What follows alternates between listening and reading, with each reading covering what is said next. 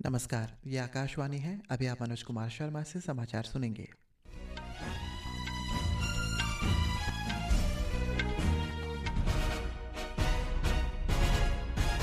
पहले मुख्य समाचार। प्रधानमंत्री नरेंद्र मोदी आज लोकसभा में राष्ट्रपति के अभिभाषण पर धन्यवाद प्रस्ताव पर चर्चा का जवाब देंगे। कृषि मंत्री शिवराज सिंह चौहान ने कहा, सरकार कृषि क्षेत्र में अनियमितताओं को बर्दाश्त नहीं करेगी। दिल्ली विधानसभा के 70 सीटों के लिए कल होने वाले मतदान की सभी तैयारियां पूरी।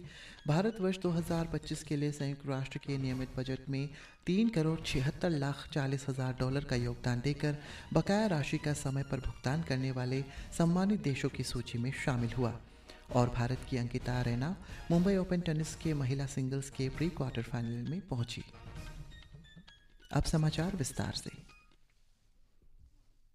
राज्यसभा में आज राष्ट्रपति के अभिभाषण पर धन्यवाद प्रस्ताव पर चर्चा फिर से शुरू हुई। चर्चा में भाग लेते हुए भारतीय जनता पार्टी के वरिष्ठ नेता बंसीलाल गुर्जर ने कहा है कि प्रधानमंत्री नरेंद्र मोदी की नेतृत्व वाली सरकार में भारत विकास और समृद्धि के पथ पर उत्साहपूर्वक आगे बढ़ रहा है।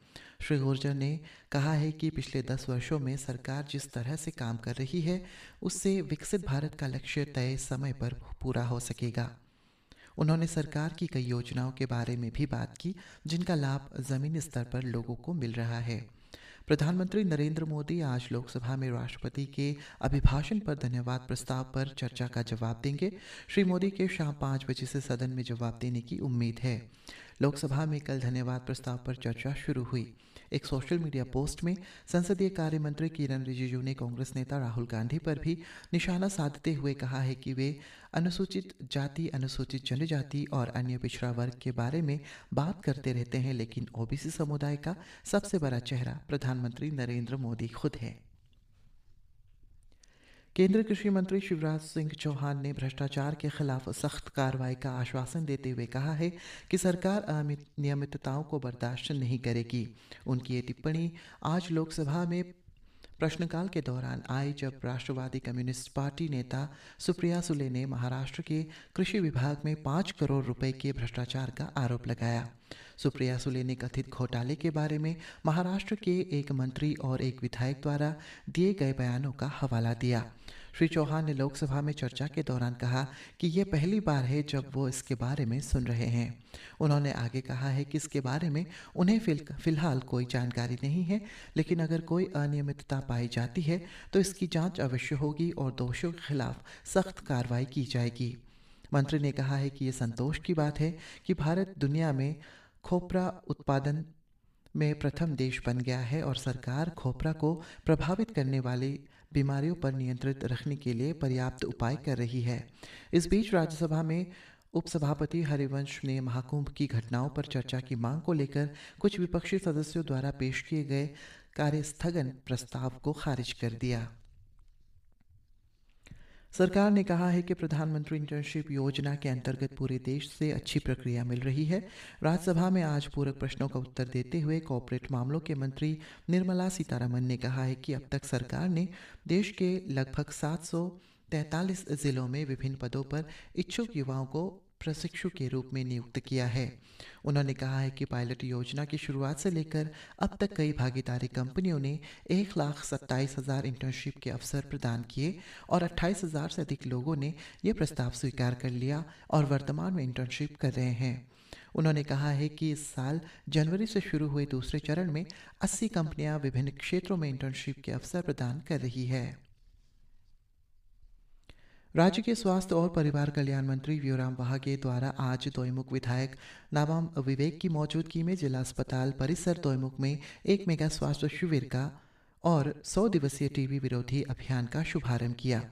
इस अवसर पर बोलते हुए स्वास्थ्य मंत्री ने एक बार फिर डॉक्टर्स से अपने कार्यस्थल पर ड्रेस कोड चुनने का आग्रह किया। श्री वागे ने कहा है कि ड्रेस कोड लागू करने से वे आम लोगों से अलग दिखेंगे और उनकी सुरक्षा में भी मदद मिलेगी।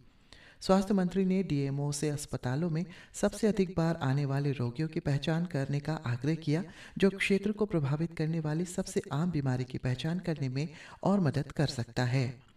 स्वास्थ्य शिविर में आज स्थानीय समुदाय को परामर्श, जांच और उपचार सहित कई तरह की चिकित्सा सेवाएं प्रदान की गई। 100 दिवसीय टीबी विरोधी अभियान का उद्देश्य बीमारी के बारे में जागरूकता बढ़ाना, प्रारंभिक पहचान और उपचार को बढ़ावा देने के साथ ही टीबी से जुड़े गलतफहमियों को भी दूर करना है। सबसे पहले तो मैं यहाँ का लोकल एमएलए को और यहाँ का डीएमओ जो हेल्थ डिपार्टमेंट का है, सभी लोगों को मैं बहुत बहुत शुभकामनाएं देना चाहूँगा कि आज यहाँ में एक मेगा हेल्थ कैंप हम लोग करने जा रहा है। ये हर एक स्टेट में, हर एक डिस्ट्रिक्ट में अभी हम लोगों का ऑनरेबल लोग जो एमएलए लोग हैं वो सभी लोग करने जा रहे हैं ये सब चीज़ को। अच्छा है, ये पब्लिक के लिए जो सुविधा, कुछ लोग यहाँ में हॉस्पिटल नहीं आ पाते हैं, उन लोगों के लिए ओपन जगह में उनको सुविधा दे रही हो, तो इसका फ़ायदा ज़रूर उठाना चाहिए पब्लिक। डॉक्टर का कमियां है, मैं हमेशा बोलता हूँ और आप लोग भी जानते हैं, कमियां होने के बावजूद भी जो डॉक्टर लोग सेवा कर रहे हैं उसको हम लोग सराहना करना चाहिए। और हम लोग उसका जो अब इस तरह का जो मेगा हेल्थ कैंप कर रहा है, छोटा हो बड़ा हो, जो भी हेल्थ कैंप कर रहा है उसका फ़ायदा उठाना चाहिए। मेरा तरफ से सभी अरुणाचल वासियों को यही गुजारिश करूँगा कि मैं इसका फ़ायदा ज़रूर उठाए, ताकि वो अपना हॉस्पिटल में अगर दूर दराज है तो गाड़ी नहीं है, नहीं जा पहुँच सकता है, तो वो इसका फ़ायदा ज़रूर उठाए। मैं तो आप लोगों को ये अपील करूंगा कि जैसा मैंने बोला है कि अप्रेंट बनने से अपना पहचान होता है एक डॉक्टर का। दिल्ली में कल 70 सदस्यों वाले विधानसभा चुनाव को सुचारू रूप से संपन्न कराने के लिए सभी तैयारियां कर ली गई है। मतदान सुबह 7 बजे से शाम 6 बजे तक किया जाएगा। 1,56,00,000 से अधिक मतदाता 699 उम्मीदवारों के भाग्य का फैसला करेंगे। मतगणना शनिवार को होगी। चुनाव आयोग ने विधानसभा चुनाव के लिए 1,80,000 से अधिक कर्मियों को तैनात किया है। चुनाव के दौरान आदर्श आचार संहिता के उल्लंघन के आरोप में 220 करोड़ रुपए से अधिक की नकदी, शराब, ड्रग्स, मुफ्त उपहार और कीमती धातुओं को जब्त किया गया है। यह वर्ष 2020 के दिल्ली विधानसभा चुनाव की तुलना में लगभग 4 गुना वृद्धि को दर्शाता है। सुपर्णा की रिपोर्ट के साथ समाचार कक्ष से मैं मनोज कुमार शर्मा। निर्वाचन आयोग ने कहा है कि दिल्ली विधानसभा चुनाव के दौरान उसकी छवि खराब करने के लिए बार बार जानबूझकर दबाव की रणनीति अपनाई जा रही है। मुख्य निर्वाचन आयुक्त राजीव कुमार पर आम आदमी पार्टी के नेताओं द्वारा बार बार किए गए हमले के बाद आयोग की ये टिप्पणी आई है। एक सोशल मीडिया पोस्ट में आयोग ने कहा है कि दिल्ली विधानसभा चुनाव में राजनीतिक दलों और उम्मीदवारों द्वारा उठाए गए मुद्दों पर प्रत्येक मामलों में 1,50,000 से अधिक कर्मियों द्वारा कार्रवाई की जाती है। उन्होंने कहा है कि चुनाव अधिकारी निष्पक्ष तरीके से और निर्धारित मानक प्रक्रिया के भीतर काम कर रहे हैं। दिल्ली पुलिस ने आज दिल्ली की मुख्यमंत्री और कालकाजी निर्वाचन क्षेत्र से आम आदमी उम्मीदवार आतिशी के खिलाफ सरकारी काम में बाधा डालने और आदर्श आचार संहिता का उल्लंघन करने के कथित आरोप में मामला दर्ज किया। ये मामला नई दिल्ली के गोविंदपुरी थाने में दर्ज की गई। पुलिस का आरोप है कि दिल्ली की मुख्यमंत्री ने आदर्श आचार संहिता का उल्लंघन किया है। मुख्यमंत्री आतिशी ने कहा कि भाजपा उम्मीदवार रमेश बिधूड़ी के सहयोगियों द्वारा मतदाताओं को धमकाने की सूचना मिलने के बाद उन्होंने अपने निर्वाचन क्षेत्र में झुग्गी झोपड़ी वाले इलाकों का दौरा किया। दिल्ली विधानसभा चुनाव को देखते हुए दिल्ली मेट्रो की सेवाएं सभी लाइनों पर प्रातः 4 बजे से शुरू की जाएंगी। सभी लाइनों पर सुबह 6 बजे तक ट्रेनें 30 मिनट के अंतराल पर मिलेगी। उसके बाद दिन भर ये सेवाएं नियमित रूप से चलती रहेंगी। विदेश मंत्री डॉक्टर एस जयशंकर ने दुनिया भर में आतंकवाद और बड़े संघर्षों की चुनिंदा आलोचना की निंदा की है। नई दिल्ली में आज एक कार्यक्रम में डॉक्टर जयशंकर ने कहा कि दुनिया इस समय 2 बड़े संघर्षों का सामना कर रही है।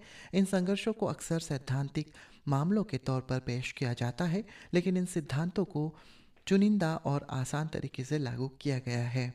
उन्होंने कहा है कि भारत के पूर्व और पश्चिम में स्थित पड़ोसी देशों के लिए अलग अलग मानक लागू किए गए हैं। भारत इस वर्ष के लिए संयुक्त राष्ट्र के नियमित बजट में $3,76,40,000 का योगदान देकर समय पर अपने बकाया को पूरा भुगतान करने वाले सम्मानित 35 सदस्य देशों में शामिल हो गया है। ये योगदान पिछले महीने की 31 तारीख को किया गया था। संयुक्त राष्ट्र महासचिव एंटोनियो गुतरेस के प्रवक्ता श्री स्टीफन दुजाकिर ने कल एक दैनिक प्रेस वार्ता के दौरान समय पर किए गए भारत के योगदान को स्वीकार किया। और मुंबई ओपन टेनिस 2025 में भारत की अंकिता रैना हमवतन वैष्णवी अटकर को हराकर महिला सिंगल्स के प्री क्वार्टर फाइनल में पहुंच गई है। प्री क्वार्टर फाइनल में कल उनका सामना कनाडा के रेबेका मेरिनो से होगा। इसी के साथ ये समाचार बुलेटिन समाप्त हुआ। नमस्कार।